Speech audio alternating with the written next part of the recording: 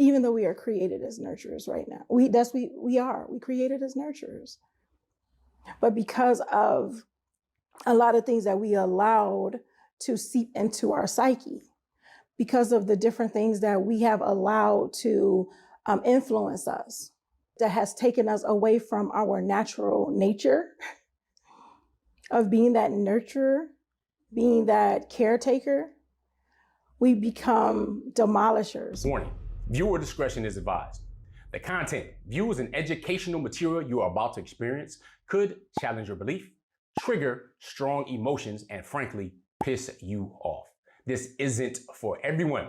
If you're not ready to confront new ideas, or if your feelings bruise easily, this might be the time to click away. Expect to be challenged, to think, and you might even want to scream at the screen. Proceed with caution, and remember, you chose to be here. Let's get it. Assalamu alaikum, peace. It's Coach Nyla, one of the co-founders of Outstanding Personal Relationships, as well as co-author of the book, Let's Talk Polygamy Uncensored. Let's get into it.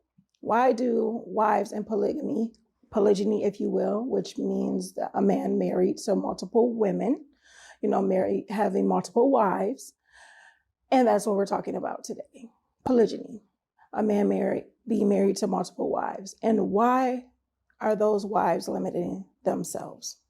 For what reason? Why? What do you mean, Coach Nyla? Well, this is what I mean. I mean that we see ourselves as a number.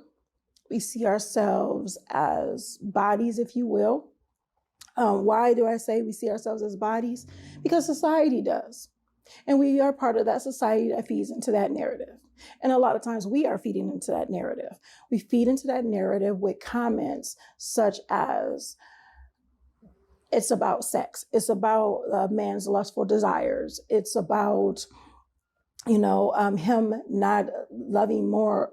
It's about him loving one more than loving the other. And all these other things that go, they're so basic. They're so basic and does not really encompass the true nature of polygyny. And the reason why I say the wives do it, the wives are the ones that are limiting ourselves, is because the women are the ones who are being vocal, very vocal about this. So women who are saying that men don't care about women, he just wants to collect bodies. The men aren't saying that. And so why would the men say that? Well, men are very bold. They can say that. But the men aren't saying that. The women are projecting these thoughts and ideas that they are having onto the men and putting that as their reason for marrying multiple women. There may be men out there, and I'm pretty sure there are predators out there that do that collect bodies. But the true nature of polygyny isn't that, and it isn't about that. But more often than not, I see a number of women, a number of wives that are either comparing themselves with their co-wife, that are not minding their marriage, that are not being the best that they could be, that are not going above and beyond for themselves, for their own growth, for their own happiness, for their own fulfillment.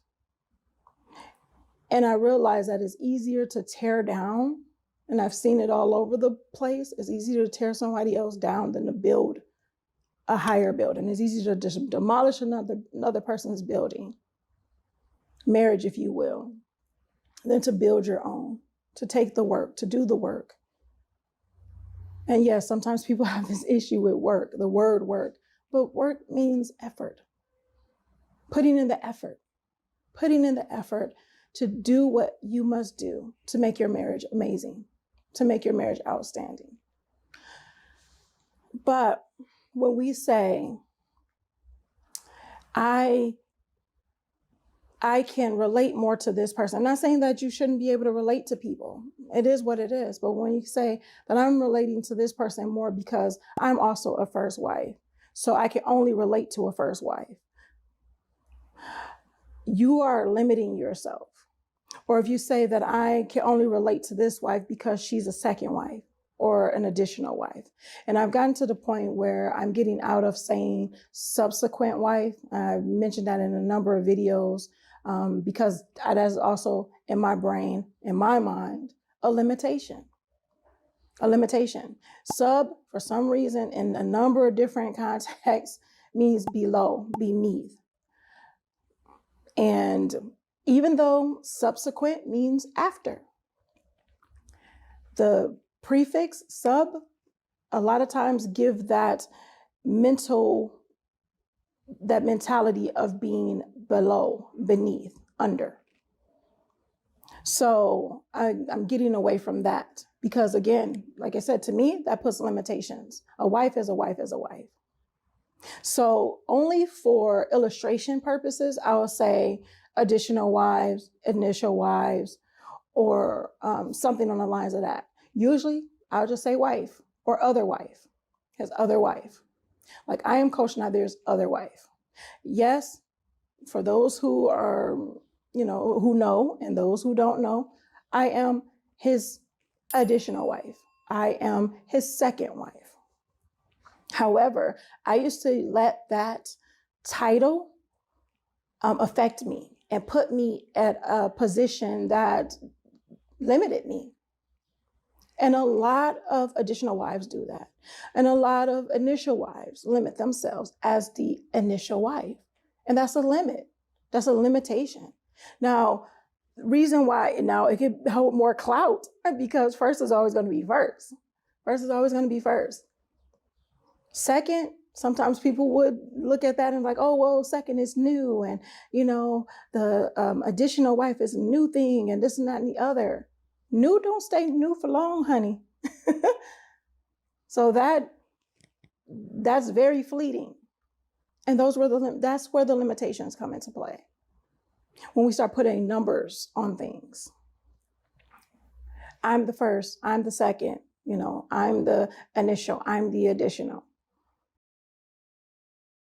I was here this amount of years. She was there this amount of years. And a lot of times it's just not minding your marriage. And it's only seeing yourself as a number or as a body. I've been here longer, or we have this amount of kids together. And a lot of other people do that. And then we start to feed into that. It's not that we just, let me just put myself in this category. And sometimes it may look as though that it's something that is bringing us up, but it's actually limiting us. And we do that a lot. I see it in the comments. I see it in the emails. I see it where people are asking, well, why am, I'm looked at this way? Because we put ourselves that way. People are going to see what they see. I've realized that a long time ago when it came to me, people don't look past the position I am in my marriage to see past that, to see the coach that I am, to find out more about me, to find out more about what I can offer them, how I can help them, how I can see past the position of a subsequent, additional, second wife, so to speak.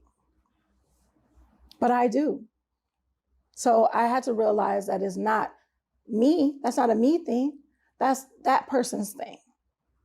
And if they choose to limit themselves and where they can fit in, how they can learn, who they can learn from, because I've had a number of things that come up and say, well, I would like to hear it from this perspective, which is fine. It's fine and dandy. However, if you say, I only want to hear it from this perspective because I can only relate to this person because of the position that I'm in, that shows that you're not willing to expand your thinking. You're not willing to expand your learning. You're not willing to expand your growth. And we'll do that a lot when we say, well, I can only relate to this person. Because now we're not looking to understand things. We just want someone to validate. And growth doesn't just come from validation. Growth really actually doesn't come from validation. Growth comes from understanding, from learning new things, from stretching yourself, things as far as that. And that is what makes you a better wife. That's what makes you a better person. That's what makes you better in your relationships. So your relationships are outstanding. Being able to look past the superficial, look past the basic, and say, am I limiting myself? Am I limiting myself? Am I putting myself in a position that I am unable to grow? Am I putting myself in a position where I'm not able to have fulfillment in my relationships, in my marriage, in my life? Because I'm putting myself in a position of this is where I am, this is all I am, or this is the main thing. And so instead of saying that I'm an amazing person that is willing to learn, that is willing to grow, I'm an amazing woman. Another thing that we compare and we limit ourselves by comparing ourselves to our husbands or to other men. We are women, and when we compare ourselves to men, we compare ourselves in doing the things that everybody can actually do if they work hard at doing it. Everybody can do. But there are amazing things that only women can do, and there are amazing things only men can do. So we are made different. We are created different for a reason. And another thing is that we all have our privileges. Men have their privileges and we have ours. The thing is, when we get so greedy that we only want the privilege, that we don't want anybody else to have privileges, if we can't have those privileges, then we are limiting ourselves. And it shows a lot about our character. And I'm going to do, it's going to be another video, if you haven't seen it or if it hasn't been up yet, another video where it goes into the point of how we like drama. And not that we as women, period, but ones who are very, very vocal, who want to compete a lot, want a lot of drama. But sometimes women don't really want to compete. That's another one. That's another video for another day. That women want to win, they don't want to compete. Because competition or competing means that you have to work, put in the effort to be better, not to tear somebody else's thing down. And I will get into that in another video, how time after time after time again, if we just step out of our own way and we actually get out of the picture, get out of the frame so we can see the full picture, we'll see how we are very good at destroying things versus building them up, even though we are nurturers, even though we are created as nurturers right now. We created as nurturers.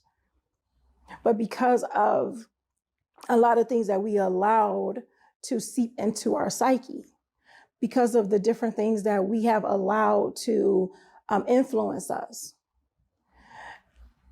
and that has taken us away from our natural nature of being that nurturer, being that caretaker, we become demolishers, we become destroyers, and we become very destructive of our relationships and our own mindset, because we are putting ourselves in a limited position, not looking to grow. We want to fight and argue and only have people hear our point.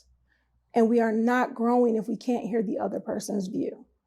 We can't grow if we're not stretching ourselves to find out more about other people, or to find out how that other person can relate to them, or they can relate to that other person, even though they may not be in the same position in their lives. So please, please stop limiting yourself. Please stop limiting yourself as a wife in polygyny, whatever timeline, number, or whatever you came in as.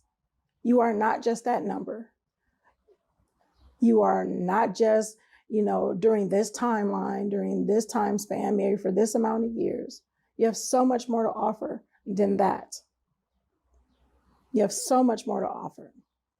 And to put yourself in that situation, it does cause some emotional and mental damage.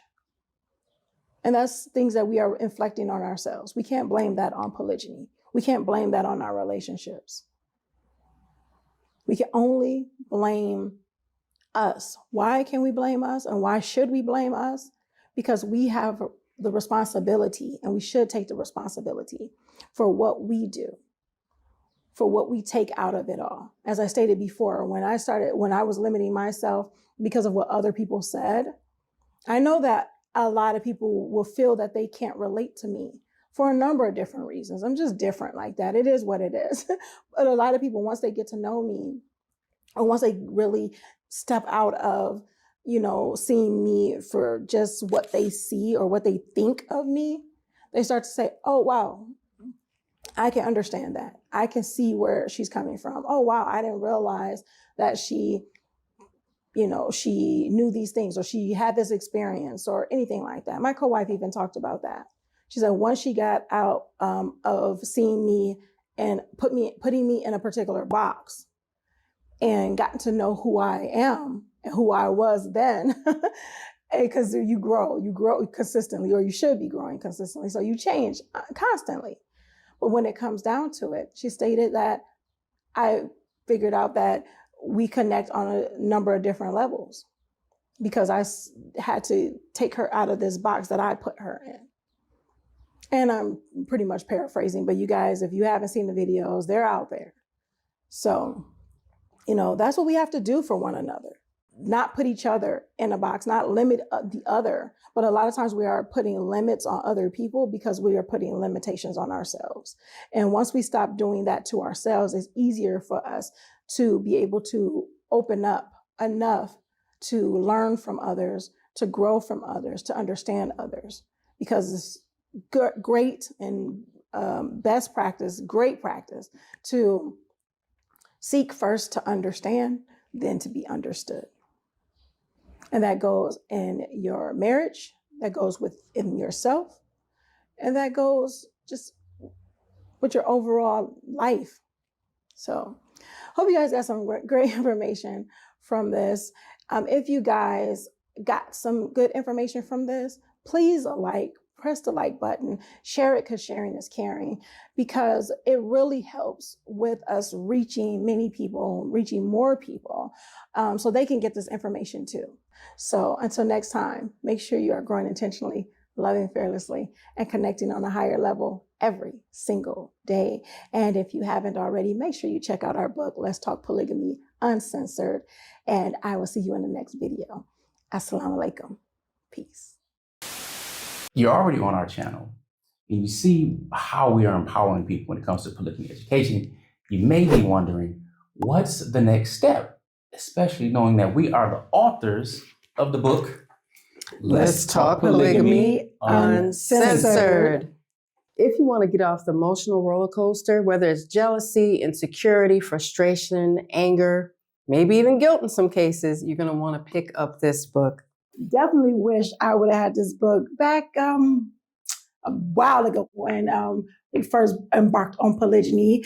And you will learn a lot of things about minding your marriage and what that actually means, so you're not comparing your marriage to your co-wives or anybody else's for that matter.